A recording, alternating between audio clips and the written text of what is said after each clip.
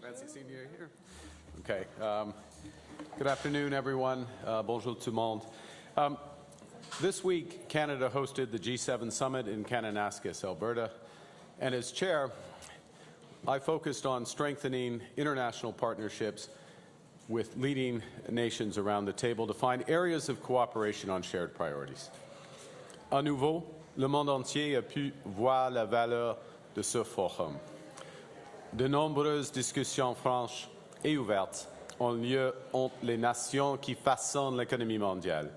Nous avons trouvé un accord pour bâtir des économies plus fortes en rendant le monde plus sécuritaire, en promouvant la sécurité énergétique et encourageant les partenariats de l'avenir. Nous avons quitté Kananaskis avec de nouvelles opportunités pour le Canada sur les minéraux critiques avec d'autres pays, sur l'intelligence artificielle, sur les chaînes d'approvisionnement, le commerce et bien plus encore. Now, Canadian leadership will be defined not just by the strength of our values, but also by the value of our strength. The world wants to do much more, and work much more closely with Canada, and we're ready. Now, on Monday morning, I, with colleagues, met with President Trump to discuss international priorities as part of the G7, but also to further negotiate a new economic and security partnership between Canada and the United States. And as we've said repeatedly, we'll take all the time we need to get the best deal for Canada, but no longer. And seeing progress that's been made, President Trump and I agreed to pursue negotiations towards a deal within the coming 30 days. We'll continue these negotiations, of course, in good faith. In parallel, we must reinforce our strength at home and safeguard Canadian workers and businesses from the unjust U.S. tariffs that exist at present. And that's why we're announcing that Canada will be introducing a series of countermeasures to protect Canadian steel and aluminum workers and producers. And there's several, and I'm going to list them. First, Canada will adjust its existing counter tariffs on U.S. steel and aluminum products on the 21st of July, at the end of that 30-day period, in other words. We're going to adjust them to levels consistent with the progress that's made at that point on the broader trading arrangements with the United States. Secondly, we will implement reciprocal procurement rules, ensuring that only Canadian producers and producers from trading partners that provide Canada with tariff-free reciprocal access through trade agreements can compete for federal government procurement of steel and aluminum. Troisièmement, le gouvernement établira de nouveaux quotas tarifaires de 100% sur les niveaux d'importation de produits d'acier de 2024 en provenance de pays pour stabiliser le marché canadien et d'empêcher un détournement commercial dommageable suite aux actions prises par les États-Unis. Ce quota seront appliqués réactivement et seront réexaminés dans les 30 jours. Quatrièmement, le gouvernement adoptera des mesures tarifaires supplémentaires au cours des prochaines semaines pour s'attaquer aux risques associés à la surcapacité mondiale persistante et au commerce déloyal dans les secteurs de l'acier et de l'aluminium qui sont exacerbés par les mesures américaines. Les mesures canadiennes s'appliqueront selon le principe du pays de fond et de coulage pour l'acier et du pays de fusion et de moulage pour l'aluminium. The Government of Canada will also review its remission framework for automobiles to favor the use of Canadian steel and aluminum in Canadian-made products. And finally, we're creating two government stakeholder task forces, one for steel, one for aluminum, to monitor trade and market trends and to better support government decision-making and workers going forward. remind that the $10 billion large enterprise tariff loan facility remains open to help affected businesses access the liquidity they need and to return to financial resilience as the market stabilizes. In short, the government is responding to the impact of the unjust U.S. tariffs with multiple tools. We will review our response as the negotiations progress. I'll be meeting with the premiers of the provinces and territories tomorrow to discuss this response and our broader coordination going forward. The next week, I will attend the Canada-EU Summit, as well as the NATO Summit, as part of Canada's new government's mission to strengthen and build security and economic partnerships with reliable partners. And this week, in this House, the Parliament has the opportunity to pass the core of our domestic economic response, the One Canadian Economy Act, because together we as Canadians can give ourselves far more than the Americans can ever take away. Steel and aluminum workers are on the front lines of this trade crisis. These are the workers who will help us build one strong Canadian economy, the strongest economy in the G7. Alors, nous les protégerons, ainsi que leurs familles, et nous le ferons avec urgence et détermination. Merci beaucoup, and now the ministers and I will be happy to take your questions. Thank you, Prime Minister. Merci, Monsieur le Premier ministre. Nous allons maintenant commencer la période de questions. We'll start with the first question. The Globe and Mail. Are you imposing anti-dumping tariffs because the U.S. asked you to as part of these negotiations over the 30 days? The short answer, no. There was not a request from the United States, but it's a consequence of the U.S. actions.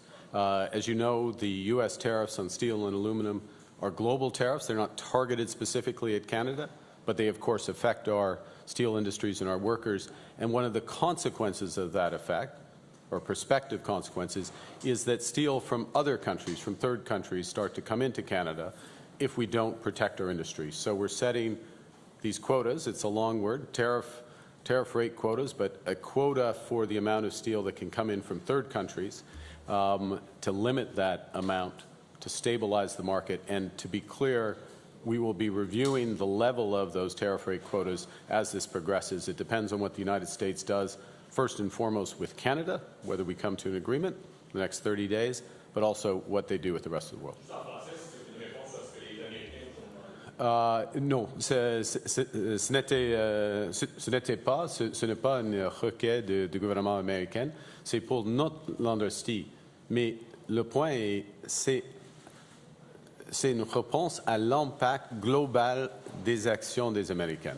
Parce qu'il y a le marché de l'acier et de l'aluminium sont déstabilisés par les tarifs globaux des Américains et il y aura possiblement et probablement des retombées négatives ici au Canada. Alors avec les quotas, on protège nos marchés et nos travailleurs. Merci. And will the government be rolling out any additional support for the industry beyond the emergency loans that you mentioned? For example, would the government ever consider investing directly in a steel producer? Well, it's an important question, and I'll say the following.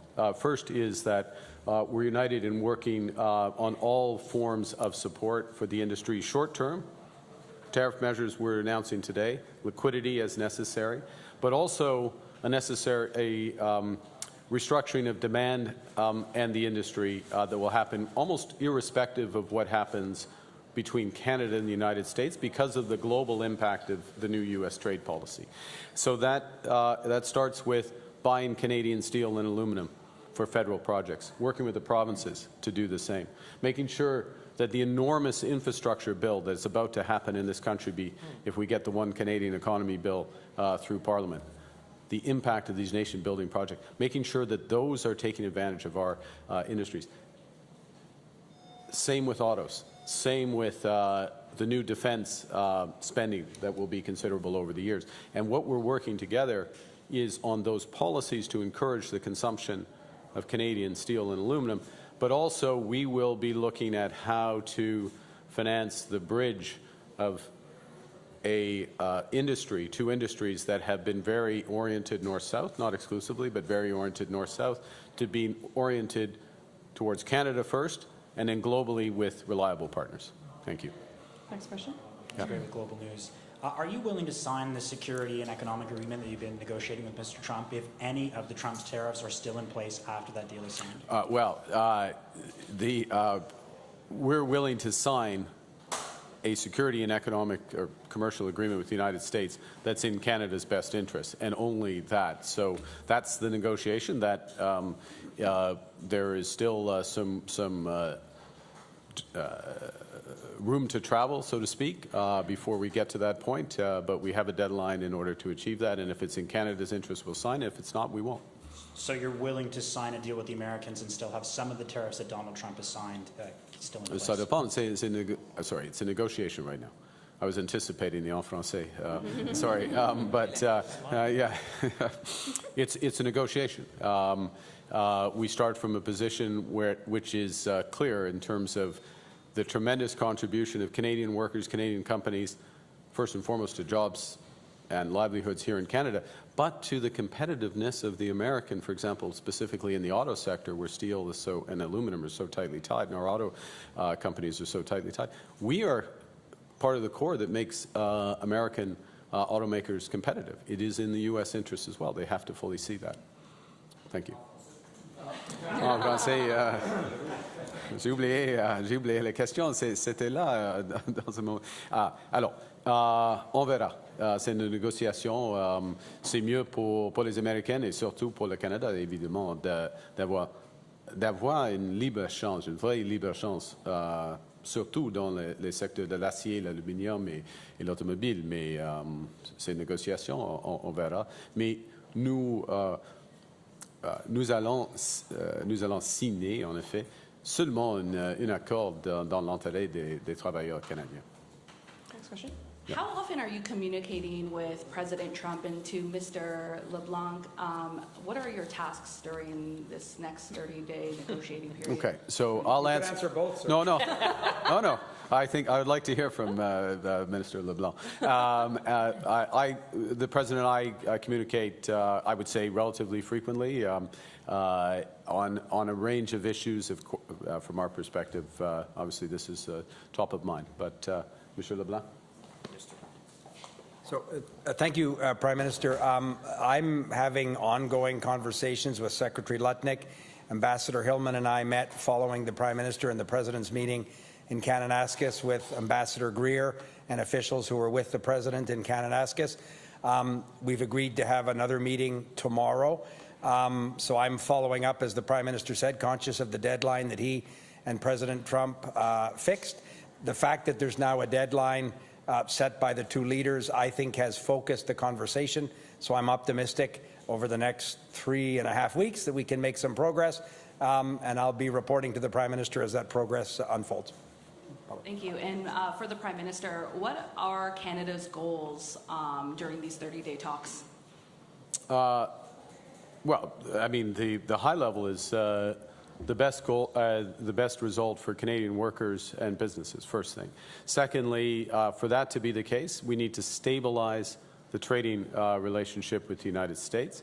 We need to have ready access to U.S. markets for Canadian companies and for Canadian companies, and not have our hands tied in terms of our dealings with the rest of the world. Because I'll go back to something I said at the start and heard in every single interaction in Kananaskis. The world wants to work with Canada. The world wants to work with Canada. Minister Joly was just in the aerospace, with the aerospace industry in France a few days ago. Minister Champagne elsewhere. People want to work with Canada. We have major delegations visiting here. And so access to the U.S. for our mutual benefit, but very much an ability to trade with the rest of the world, which we intend to take advantage of, regardless of the outcome of the discussions with the U.S. Next question. Good afternoon, Prime Minister. David Baxter with the Canadian Press. Earlier you were talking about the importance of getting C5 passed. last night we were hearing that the way this bill is being handled is laying the table out for a potential Idle No More 2.0. Are you prepared for a potential summer of protests, and how do you properly address the concerns raised by a host of Indigenous organizations at this point? I mean, the first thing is that at the heart of this legislation is Section 35 of our Constitution. At the heart is not just respect for, but full embrace of free, prior, and informed consent. It has to be seen as well in parallel with very major measures that this government is taking to not just support those partnerships, but also to finance equity ownership in these nation-building projects for Indigenous peoples, Indigenous groups, Indigenous right holders. That's the first point. The second is that this legislation is enabling legislation. It creates the possibility of these projects. Now, there's lots of suggestions of what the actual projects could be, but it creates the possibility, but a very clear process, which has at its heart consultation, full consultation with Indigenous peoples to define what is a nation-building project. And then, if something is one of those projects, then what are the conditions in order for that project to move forward, including participation, obviously, I would think, in almost every case, environmental, other conditions, and then only if those conditions are met would the project move forward. So consultation, cooperation, engagement, participation is at the heart of C5, and that is how you build a nation, and that's very much how we've designed it, how we believe it, and that's how we'll be moving forward. Yeah, and just on India, what's changed in the last 8 or 9 months or so where Canada is ready to have Indian diplomats back in the country, including a high commissioner? And did a Hardeep Singh Najjar come up at all in your conversation with Prime Minister Modi? Well, let me go back to a very basic level, because this is a basic, almost foundational, necessary first step for the relationship, which is to exchange high commissioners and re-begin effectively diplomatic service, a consular service. There are very deep ongoing ties of people to people, not just certainly of Indo-Canadians, but of Canadians as a whole with India. We don't have a high commissioner in India right now. We're not serving Canadians in India right now because of where we are. I mean, the reciprocal would hold for the Indian government. So just having a basic level of engagement is, in many respects, a duty of the government. I'm glad that we came to that agreement understanding. That agreement understanding also is based on several things. The law enforcement cooperation, which clearly signals. Understanding of issues of transnational repression, which were discussed not just at the G7, but also in the discussions the Prime Minister and I had. Look, I'd never make it a policy to give a line-by-line transcript readout of exactly what's said in a meeting, and I'm not about to start now. Next question. Prime Minister, good afternoon. Greg Quinn with Market News. I have a document showing some of the fiscal plans for this year. Look at that. It looks like it's written on a napkin, Greg. Well, I don't know whose napkin it is. It said there's a contingency borrowing authority. Is that the opposition's fiscal plan? No, it's finances. It says there's a contingency or an option to borrow 95. What kind of shop are you running? Sorry, Greg. I'm sorry. I respect. Yeah. Just the executive summary. That's the executive summary. Okay, start again. You have a document. I'm sorry. I treated it with. It outlines fiscal plans for this year, and it mentions an option to borrow up to $95 billion, excuse me, to cover geopolitical risk. You know, we're in the middle of some delicate trade talks with the U.S. I just wondered, in these circumstances, why do we need to set aside that amount of money to get through this? Well, in all seriousness, obviously, by my response to your document, I haven't seen what you're talking about, so you're asking me to comment on something I haven't seen, full stop. Then I'm going to tell you something you already know, which is that any responsible government makes contingency plans. The world is in a trade war. The world's in a trade war that is running a risk of a global recession. And if I would note, and you don't need to take it from me, I'll quote the chair of the Federal Reserve, this week, who highlighted the risks of stagflation, in other words, inflation. In their judgment, Federal Reserves, what do they know? But this is what they think, that inflation is going up and growth is going to slow in the United States. The world's in the middle of a trade war and several wars, actual wars, including wars that can have quite significant implication for commodity prices, global growth, aside from the human cost that comes with them. Any responsible government, any responsible organization makes contingency plans for those circumstances.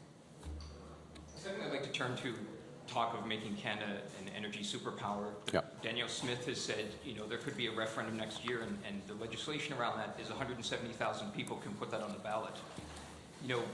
Brian Mulroney once perhaps referred to rolling the dice with the future of Canada. Is it appropriate for that few people to put the fate of a G7 nation in the balance? I see what you're trying to do, look, the province of Alberta, provinces make determinations on the rules governing referenda, voter plebiscites, other factors, and they can make determination on how they come into force. Determinations on broader issues of referenda on federal level, including supported by Supreme Court decisions, are governed by the Clarity. I will refer to the Clarity Act. But look, what we're interested in, what Canada's new government is interested in, what Parliament, I think most parliamentarians are interested in, is building this country, not breaking it apart. It's working together, working with Indigenous peoples, working with provinces, working with labor, working with business. We have many, we have this threat, this realizing from the U.S. that regardless of what outcome we get, it matters what agreement we get, but it's changing the world of trade. It is changing the outlook for the global economy in not just immediate, but the medium term. We have to take more responsibility ourselves to move forward, which is what we're doing with the One Canadian Economy Act and what's underneath it, which very much includes, and I'll finish on this, very much includes cooperation with the province of Alberta, the province of Saskatchewan, province of British Columbia, all the provinces and territories, Indigenous people, for these nation-building projects. And we're having constructive, I would say, very constructive discussions with Premier Smith and stakeholders in Alberta specifically, and we intend to convert those to actual projects, investment, jobs, and a brighter future for the country. We'll have time for one last question. Dernière question. Minister Michael Couture with CTV News. The Haut Commission and now a CSIS report says that India is one of the main perpetrators of foreign interference and espionage in Canada. I know you don't want to give a line-by-line conversation about what you had with Prime Minister Modi, but given how this does affect Canadians very personally, what did you say to Prime Minister Modi about it, and did you tell him to stop it? We've made our position very clear, including recently, that we will not tolerate transnational repression in Canada from any source, geographic or institutional. Nous sommes absolument clairs que c'est pas acceptable du tout d'avoir de l'ingérence étrangère ici au Canada, n'importe quel pays, n'importe quelle institution. Ask you about the conflict in the Middle East and whether or not you support the U.S. directly striking Iran in the goal of diminishing their nuclear capacity. Let me say the following, which is that the prospect, in any sense of that word, of Iran having a nuclear weapon is fundamentally destabilizing to peace in the Middle East and broader peace and stability in the world. We support, at first point. Secondly, we absolutely support and stand by Israel and in its right to defend itself and to protect itself. We join others in looking for a resolution of this crisis that ensures that there is not a nuclear weapon or nuclear capacity in Iran, that ensures the safety and stability of all countries, Israel included, in the region, and that leads to broader peace or prospect of broader peace in the Middle East. And I'll draw attention to the G7 statement agreed by all G7 leaders that the resolution of this crisis should be accompanied by a ceasefire in Gaza. Thank you very much. Merci, c'est ce qui met fin à la conférence de presse. This puts an end to the press conference. Thank you. En français? Non, c'est seulement une traduction. C'est seulement une traduction. On va faire la traduction en français, mais on doit quitter pour QP. Oui, en français. On doit quitter pour la période de questions. Merci. C'est fait. Merci tout le monde. Bonne journée.